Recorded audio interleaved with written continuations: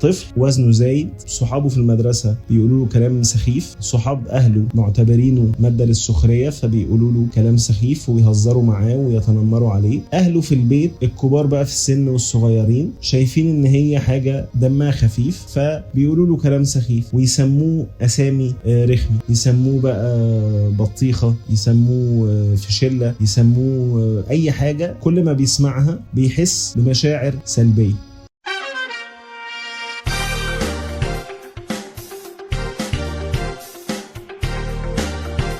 أهلا بيكم في ثالث حلقات بودكاست أنت تخنت كده ليه؟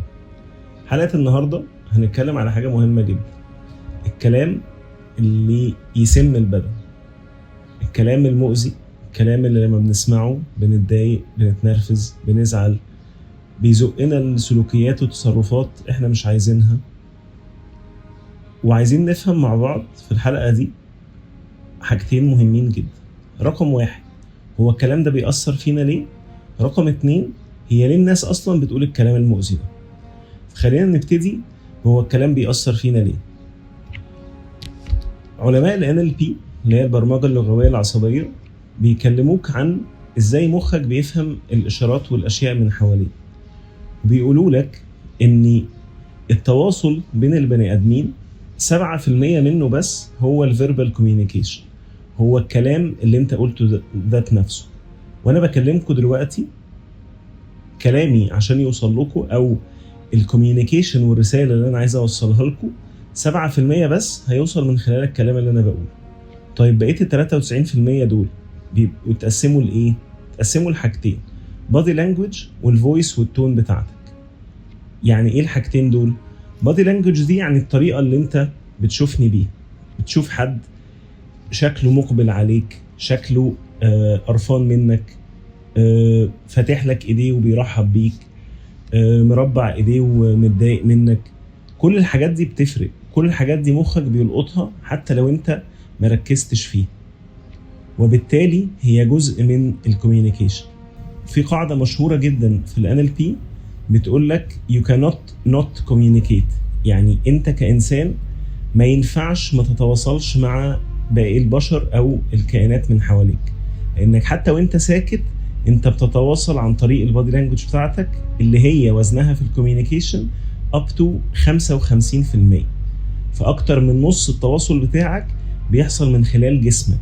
الجسم الآلة العظيمة، النعمة الكبيرة اللي ربنا رزقنا بيها، واللي البودكاست دي كلها بنتكلم عنها وبنتكلم عن علاقتنا بيها، وبنحاول نفهمها اكتر من برسبكتيف مختلف عن اللي احنا متعودين عليه. فجسمك وجسم اللي قدامك بيشارك في الكوميونيكيشن دي وبيفهم الكوميونيكيشن دي. لو شخص بيقول لك كلمة حلوة فالفيربال كوميونيكيشن بتاعه كلام ايجابي، بس البادي لانجوج بتاعته بتقول عكس ده، جسمك هيفهم ان دي مش كلمة حلوة، هيفهم ان هو من تحت لتحت كده، زي ما بيتقال بيدس السم في العسل. طيب عندنا 7% verbal communication وعندنا 55% body language. طيب الباقي ده ايه؟ 38% من الكوميونيكيشن مع البني ادمين بيحصل من خلال الفويس والتون. يعني لو انا جيت النهاردة قلت لك اهلا سيسو، غير لو جيت قلت لك اهلا سيسو. الاتنين نفس الجملة، الاتنين نفس الكلمة بالظبط، لكن انت وصل لك انطباع مختلف لما انا قلت لك اهلا سيسو غير لما قلت لك اهلا سيسو، غير لما اجي اقول لك اهلا سيسو. الفويس والتون بتاعتك عليهم 38% من التواصل بتاعك مع البني ادمين. طيب ايه اهمية ان انا اعرف حاجة زي كده؟ ايه اهمية ان انا اعرف ان اكتر من 93% من الكوميونيكيشن مع اللي حواليا هو non-verbal communication، يعني تواصل من غير الكلام أو اللغة اللي أنا بتكلمها. وهي علاقته بجزئية اللي أنا كنت لسه بتكلم عليها بتاعة الكلام الوحش أو الكلام المؤذي أو الكلام اللي يسم البدن. تعالوا نتكلم مع بعض على تجربة ظريفة جدا اتعملت على النباتات، ويمكن واحد من المحلات اللي تبنى التجربة دي وعملها بالفعل وخلى البرودكتس دي موجودة للناس وخلى فيه كيس ستادي شاركها مع الناس هو ايكيا في الامارات. التجربة دي قامت على ايه؟ ان احنا هنجيب نفس نوع النبات بالظبط هنحط let's say الزرعة دي هنحط منها 2، واحدة هنقول لها كلام ايجابي، واحدة هنقول لها كلام سلبي. شوف سبحان الله، احنا هنا بنتكلم على كائن حي، نبات كائن حي، بس اكيد قدرته على الاستيعاب وقدرته على التواصل اقل من البني ادمين بكتير. فشوف لانهي درجة الكلام اللي الناس بتقوله ده بيفرق مع النباتات. النبات اللي هنقول له كلام ايجابي قعدوا لمدة اسبوع بيقولوا له كلام حلو، انت وردة جميلة، انت نبات قوي، انت نبات كبير، انت تقدر تزرع وتورد وتفرحنا كلنا. كل يوم بيقولوا له بشكل مستمر كلام فيه تشجيع، كلام فيه حب، كلام فيه قبول، كلام فيه احترام للنبات ده. في المقابل النبات التاني كانوا بيقولوا له كلام سلبي، كلام مليان كره ومليان شيم، ويعني بيحاولوا يبثوا فيه او يجلبوا عنده الشعور بالخزي، زي ان هو يقولوا له انت شكلك مقرف، انت ما عندكش ورد، احنا ما بنحبكش، ايه القرف ده، ايه المنظر ده، ده منظر نبات ده، انت مش مصدر سعادة بالنسبة لنا، انت ما بتديناش حاجة نستفيد بيها، ولا بتطلع لنا فاكهة، ولا بتطلع لنا ورد، انت مالكش لازمة، احنا مش عايزينك، انت عبء علينا.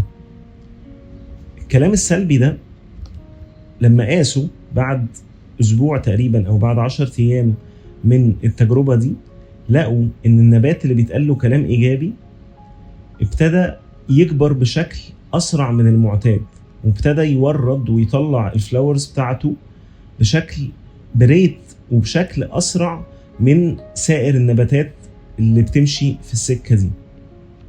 وعلى النقيض نفس الكلام بالظبط اللي اتقال له الكلام السلبي ده، لقوا ان هو ابتدى يضعف وابتدى يصفر، وابتدى النيوترينز والمغذيات اللي محطوطه له في التربه بتاعته ما ياخدش منها. يعني ده عنده غذاء وده عنده غذاء، ده بنحط له ميه وغذاء، ده بنحط له ميه وغذاء، بس هو كنبات اتاثر بالكلام اللي بيتقال له، وبناء عليه بقى عنده سلوكيات هدامه، بقى هو بيضر نفسه بنفسه، بقى هو مش شايف ان هو يستحق الحياه بسبب الكلام اللي بيتقال ده. طيب هو الكلام ده يعني هل النبات كان فاهم الكلام اللي بيتقال ده؟ هل هو فاهم اللانجوج او فاهم اللغة اللي اتكلموا بيها؟ لا. هنرجع تاني للفويس والتون. الفويس ده عبارة عن فايبريشنز. انا النهاردة عشان اسجل في الميكروفون ده ببعت له فايبريشنز وببعت له انرجي، وهو عنده ريسبتورز، عنده مستقبلات بتفهم الانرجي دي وبتفهم الفايبريشنز دي وبتحولها بعد كده لحاجة مسجلة نعرف نسمعها بعد كده. نفس الكلام ده بيحصل في الفويس والتون بتاعة الكوميونيكيشن، بيحصل مع النباتات، بيحصل بيننا وبين بعض كبني ادمين. لما انا النهاردة اقول كلام سلبي بشكل مستمر، اللي فيكم عنده اولاد وطول الوقت نهار وليل يقطم فيهم ويقول لهم كلام سلبي، هم هيفهموه ومخهم هيخزن الكلام ده، وجسمهم هيفهم كويس قوي من الفويس والتون، حتى لو هم لسه صغيرين ومش مستوعبين اللغة هيفهموا كويس جدا التون بتاعتك دي إيجابية ولا سلبية. لما يبقى في طفل لسه ما كملش سنة ولا سنتين ويبتدي الناس من حواليه تنتقد إن وزنه زايد ويقولوا كلام من الدارج اللي الناس دايما بتقوله، هو كبير كده ليه، هو تخين كده ليه، ايه ده تخن قوي، بيبقوا فاكرين ان ده عادي وده هزار وده عيل مش فاهم حاجة. ويا سلام بقى لو بابا خده معاه مشوار واصحاب بابا قرروا يستظرفوا ويتنمروا عليه ويقولوا كام نكتة عشان هم ككبار يضحكوا ويقول لك ده عيل مش فاهم حاجة. subconscious هيفهم الكلام ده كويس، وجسمه هيفهم الكلام ده كويس، وهيأثر عليه ويأثر عليه في نموه، ويعيش حياته كلها متأثر بالكلام اللي اتقال له ده. ليه؟ لان الفويس والتون بتوعنا بيأثروا في الكوميونيكيشن بنسبة 38 almost 40%. تاني، الكوميونيكيشن 3 أجزاء، أصغر واحد فيهم هو الفيربال كوميونيكيشن. عشان اللي بيجي يقول ده أنا بقول له كلام ظريف، أنا بقول له إيه يا عم، ده أنت لو قعدت جنبي هتبان أكبر مني. كلمة ممكن تبقى بالنسبة لك كلمة عادية، بس طريقتك وانت بتقولها والبادي لانجوج بتاعتك هي عليها 93% من وزن الكوميونيكيشن ده. فحتى لو الكلمة شكلها إيجابي، طريقتك والتون بتاعتك بيفرقوا جدا في هل هي أثرها على المستقبل إيجابي ولا سلبي. وبالمناسبة الكلام بتاع تجربة ايكيا ده مش حاجة طلعت في دماغهم كده وقالوا خلاص هنعممها على الناس. ده كان بالتعاون مع جامعة دون في الهند، قسم السايكولوجي عندهم. الكلام ده كان سنة 2021. وهي تجربة لطيفة جدا، يعني أنا أشجعكم تجربوها حتى في البيت. اللي عنده أولاد يجربها معاهم فعلا. I think هتبقى مبهرة لما تشوفوا ده وهم يشوفوا إن هو بيحصل قدام عينيهم فعلا. طيب، هل الكلام ده بيحصل في النباتات بس؟ في دكتور اسمه إيموتو، من اسمه كده شكله ياباني يعني، عمل تجربة مشابهة على الرز. يعني قال إن الموضوع باين أو شكله ليه أثر على الحاجات الحية، فالنبات اللي محطوط في التربة ده كائن حي. طب تعالى ناخد مثال لحاجة كانت حية في وقت من الأوقات. يعني الخضار والفاكهة والرز والبطاطس والحاجات اللي في الثلاجة أو في النملية دي، لما أنت بتسيبها شوية بيحصل لها إيه؟ بتعفن. طيب هو قال أنا هجيب 3 أطباق مثلا من الرز وهجرب مع طبق منهم أقول له كلام إيجابي، طبق هسيبه نيوترال اللي هو بيتسمى في أي تجربة علمية الكنترول جروب، ما بنلعبش معاه خالص، وطبق هقول له كلام سلبي. وهو عايز يعرف هل الكلام الإيجابي والسلبي ده هيأثر في الوقت اللي هيحتاجه الرز عشان يعفن ولا لا. يعني هو كده الرز هيتساب بره، مش هتستخدمه فترة هيبوظ، بس عايزين نعرف هيبوظ بعد قد ايه بالظبط. فاكتشف ان مقارنة بالطبق اللي في النص ده اللي هو ما بنجيش جنبه خالص، الطبق اللي بيتقال له كلام سلبي باظ اسرع بكتير، والطبق اللي بيتقال له كلام ايجابي حافظ على نفسه وحافظ على نضارته وان هو طازة اكتر بكتير من الكنترول جروب ده. واقرا برضو عن تجربة دكتور إيموتو رايس اكسبيرمنت، هتلاقي فيها كلام ظريف جدا. طيب تعالى، احنا دلوقتي اتكلمنا عن الجزء الساينتفك او الجزء العلمي ورا هو الكلام ده بيأثر ليه، يعني ايه القوة اللي في الكلام او في الكوميونيكيشن اللي بتخليه يأثر. وفهمنا ان هي مش بس متعلقة بالكلمات اللي بتتقال، لا، متعلقة بالفويس والتون، لان هم دول اللي جواهم الفايبريشنز، هم دول اللي جواهم الطاقة اللي بتتنقل مني انا كمرسل للمستقبل علشان يحس بيها. طيب تعال نشوف ريفرنس من القرآن الكريم، سورة إبراهيم الآية من 24 ل 26. ربنا سبحانه وتعالى بيقول: ألم ترى كيف ضرب الله مثلا كلمة طيبة كشجرة طيبة أصلها ثابت وفرعها في السماء تؤتي أكلها كل حين بإذن ربها ويضرب الله الأمثال للناس لعلهم يتذكرون ومثل كلمة خبيثة كشجرة خبيثة اجتثت من فوق الأرض ما لها من قرار. أنا هنا مش هخش في تفسير الآيات، أنا بس عايز أوريك إن ربنا سبحانه وتعالى هو اللي بيقول إن إحنا بنضرب الأمثال للناس علشان يفهموا، علشان يشغلوا مخهم، وإن الكلمة الطيبة زيها زي الشجرة الطيبة أصلها ثابت وفرعها في السماء، يعني كبيرة ونورشت ومتغذية كويس واقفة على حيلها. وفي المقابل الكلمة الخبيثة، يعني الكلمة المؤذية، الكلمة اللي فيها تقليل من الشخص اللي قدامك، الكلمة اللي فيها احتقار لحاجة فيه، الكلمة اللي فيها تعييب على شكل جسمه، الكلمة اللي فيها تنمر على حاجة ممكن يكون هو بيعاني منها وممكن ما يكونش بيعاني منها، وانا اللي بإمبوز عليه وجهة نظري، او انا اللي بفرض عليه وجهة نظري ان دي حاجة وحشة والمفروض تبقى زعلان منها او بتعاني منها. فعلشان تعرف قد ايه كل كلمة وزنها كبير وكل كلمة بتفرق بجد.